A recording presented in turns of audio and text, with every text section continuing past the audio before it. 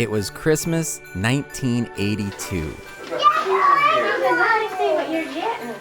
And my brother and I got one of the hottest gifts of the 80s.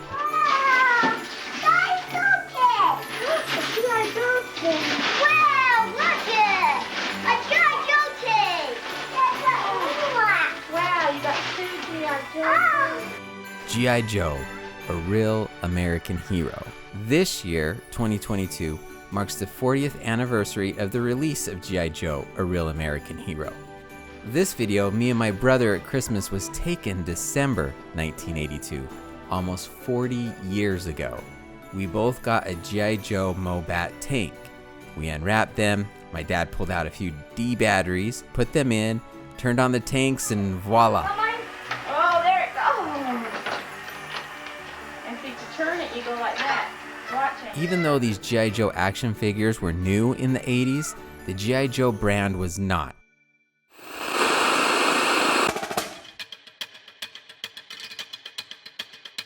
The first G.I. Joe was released in 1964 as an 11.5-inch figure. The one released in 1982 was 3 3/4 of an inch, so it was a lot smaller. In the 60s, Hasbro had 4 different figures that represented each branch of the military: Army, Navy, Air Force, and the Marines. G.I. Joe ran into some trouble when tensions started to mount during the Vietnam War. Because of this, it kind of dropped off the map for a while. After the war, it was relaunched 2 times, once in the 1970s and again in 1982. G.I. Joe was relaunched as the smaller action figure and was rebranded as G.I. Joe, a real American hero. G.I. Joe became more of an adventurer than a military branch. I can still remember how they felt in my hands, that hard plastic, and how the legs and arms and even the head moved around. I would take my G.I. Joes to my friend's house and we would have pretend battles, my guys against his. It was a lot of fun playing with those G.I. Joes back then. There were a ton of great vehicles released in the 80s as well, like this Jeep.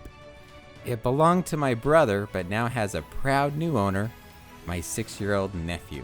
And you can tell it's been through a few battles of its own. During Saturday morning cartoons, we would always see ads for G.I. Joe action figures.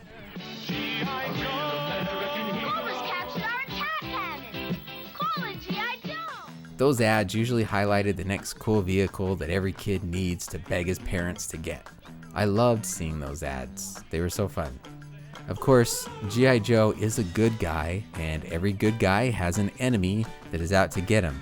So in the 80s, along came Cobra Commander. How could they do this to me? He was a great villain, complete with a really nice Cobra Snake logo that would send chills down any 10-year-old's back. If you watched the 80s cartoon, you knew he was a scary guy.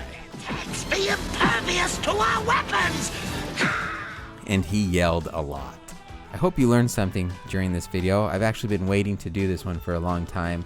I waited and bought the Mobat tank again on eBay. I even got some new stickers to make it look nice and new and neat. And it's really brought back some memories for me, and I hope this video brought back some for you as well. Thanks for watching.